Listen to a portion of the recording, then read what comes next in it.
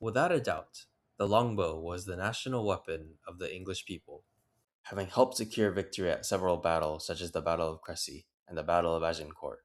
The longbow was indeed a renowned and powerful weapon that brought pride to England across several generations. However, by the end of the 16th century, the English army was no longer using the longbow as its main ranged weapon. Instead, it had generally transitioned to the musket, with Queen Elizabeth I's Privy Council ordering the general replacement of longbows with firearms in 1595. It went so far as to officially decree that the longbow was no longer acceptable for use by trained bands, who were the county militias of England. From that point on, along with the pike, the musket would now be the main weapon of choice for the English infantrymen. But why exactly did this replacement happen? One commonly proposed reason is that while muskets were totally inferior in range, accuracy, rate of fire, etc., think of the usual quip that muskets couldn't hit the broadside of a barn from 50 yards, they did have the advantage of being easier to train with. Hence, since they could recruit more troops and replace losses more easily by utilizing muskets instead of longbows, the leaders of the English military made the switch to musketry. This hypothesis has been proposed not only by several laymen, but even by some historians as well. So, since this notion is so popular and widespread, I thought it would be worthwhile to explain why this theory is actually incorrect. Now, before I discuss why training was not the reason that muskets replaced longbows, I would like to make some clarifying remarks. First and foremost, I am not claiming that learning how to use a musket was more difficult than learning how to use a longbow. While that claim may be true for the cognitive component of the learning process, as I'll discuss later, the physical component of the learning process is obviously more strenuous when it comes to the longbow. My assertion is simply that this gap in training duration was most likely not the reason that English military officials had in mind when they made the decision to replace the longbow with firearms. Next, I would like to clarify that I am using the term musket as a generic and collective way to refer to the early firearms of this time period. Technically, there are differences between, say, an arquebus and a musket, and the distinction is even more obvious when it comes to the caliber, for instance, which is a shorter form of the musket that was meant for use on horseback. However, unless I am discussing a very specific type of early firearm in a context that does not apply to other types of firearms, I will generally be using the word musket as a collective term from this point on. With that out of the way, I will now quickly list out the 5 reasons for why the training hypothesis is not correct, and I will later elaborate on each of these reasons. 1. The replacement of the longbow began at a time in which there was a strong desire for musketeers to be well trained and well disciplined. 2. No contemporary sources who are quote unquote pro musket use this gap in training as a reason for replacing the longbow. 3. If training were so important, then why did crossbows not replace longbows earlier? 4. The debate was about whether or not to keep longbows at all. The presence of muskets was never questioned. 5. There were certain environments in which the longbow was actually maintained for far longer than in other areas, indicating that local tactical value played a more important role in deciding whether or not to phase out the longbow. To elaborate on the first reason, it was still quite difficult to learn how to utilize early firearms, not only in terms of how to actually operate them, but also how to use them safely.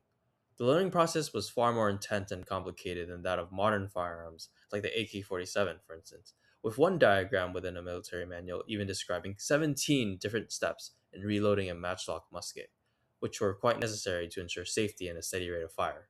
Given the dangers involved, accidents were unfortunately quite common, as indicated in the primary sources. Many contemporary sources emphasize the importance of military training because poorly trained soldiers were particularly vulnerable to these incidents. Hence, the most valued soldiers in this time period were actually well trained soldiers like Landsknecht mercenaries instead of untrained conscripts like those involved in the meat grinder of the Napoleonic Wars, for instance. Whenever people imagine musket wielding infantrymen, it is common for them to think of this later time period.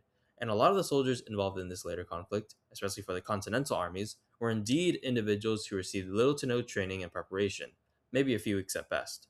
But such a soldier was not really typical for the 16th century.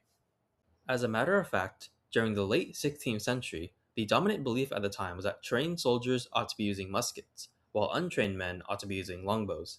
We even have contemporary sources that are pro musket saying that the remaining longbows in English arsenals should be distributed only to untrained men, because these individuals will not be ready yet to use firearms. Secondly, practically none of the contemporary sources use this reason to even argue in favor of phasing out longbows. If this factor were so important, then one would have imagined that veterans such as Roger Williams, Robert Barrett, or Barnabé Rich men who had seen both weapons in action and had passionately argued for the complete replacement of the longbow, would have brought this point up.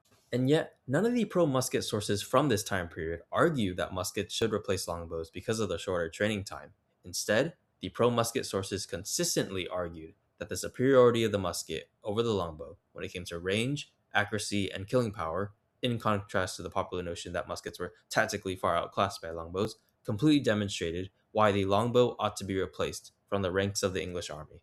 Only one of the contemporary pro musket sources, that being Humphrey Barwick, even mentions this difference in training, and in this work, he has not explicitly used the difference as an argument for why longbows should be replaced. For the third reason, if training were the actual reason for why firearms replaced longbows, then why did crossbows not replace bows instead? Indeed, just like how it is for the musket, it is physically easier to learn how to use a crossbow than a longbow, and it even has an advantage over early firearms in being far safer to utilize. So, under the logic that training was why the longbow became obsolete, then crossbows would have already replaced the English longbow long before muskets would even appear on European battlefields. And yet, the longbow was not replaced by the crossbow, indicating that there must have been something unique about the firearm that made it stand out from the crossbow or the longbow. For my fourth reason, the debate was about whether or not to keep bows in the English army in the first place, not about which weapon to pick and solely use. At no point did any of the longbow advocates argue that muskets should be removed entirely. Their argument was merely that longbows should be kept alongside muskets, and such an argument would be consistent with the military practices of the time. Mixed formations consisting of both weapons had existed for many decades, with several sources in the middle of the 16th century suggesting how to exactly position the longbowmen alongside musketeers. The English were not exceptional in this regard, on a global scale, with the Venetians also utilizing archers alongside musketeers, and the Qing dynasty employing Manchu horse archers alongside Han Chinese musketeers on foot. If training were the reason that the musket replaced the longbow, the logical conclusion of that argument would be to maintain an elite component of archers made up of those who were already used to the longbow, which was already consistent with the past historical practice of mixed formations. And yet, the longbowmen were eventually replaced entirely. For my fifth and final reason, there were actually some regions in which the longbow was maintained for far longer compared to other places.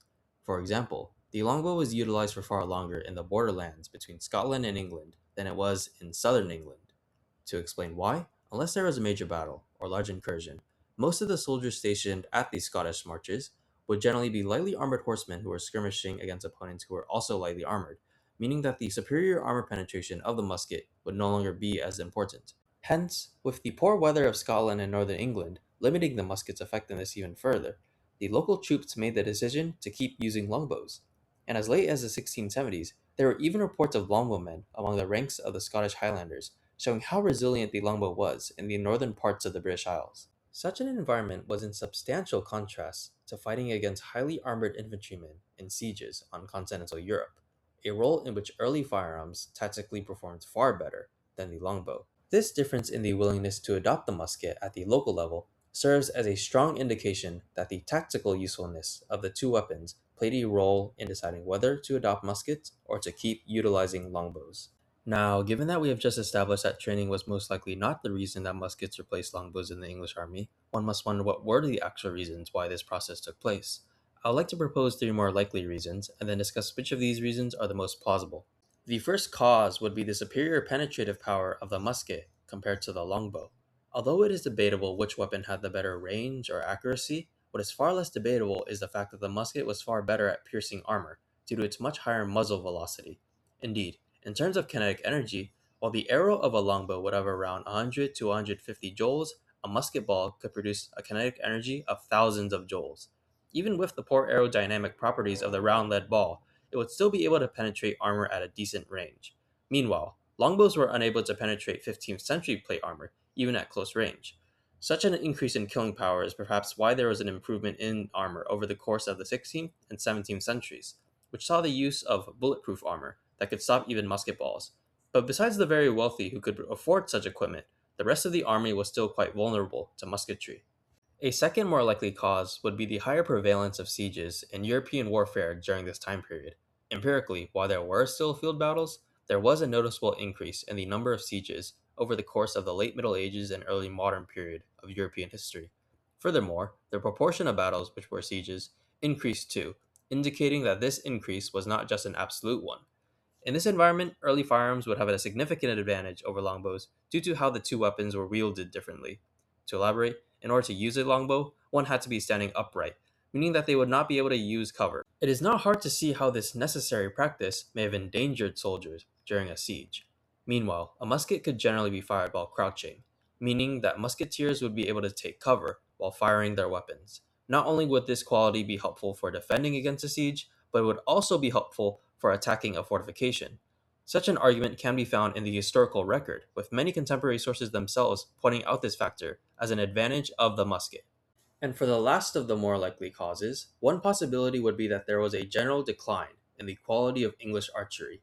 Essentially, this argument is a better version of the training argument, in that it also focuses on the physical difficulties associated with the longbow, but differs in that it is more rooted in the primary sources of the time. After all, many proponents of the musket did bring up the point that the power of the musket was not too reliant on the user's physical well being, meaning that it would still be somewhat effective even if the soldier were feeling ill or exhausted.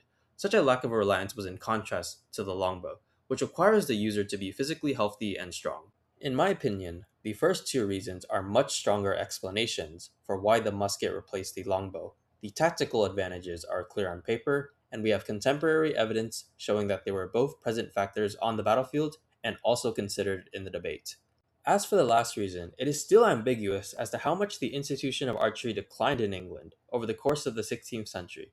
While yew prices did increase, and primary sources do indicate that there did appear to be less enthusiasm for using the longbow recreationally among the yeomanry, it would not explain why the English army simply did not keep an elite component of longbowmen made up of those who were well acquainted with the longbow and would still be able to utilize the weapon well. That's the end of the video, and I hope you guys enjoyed it.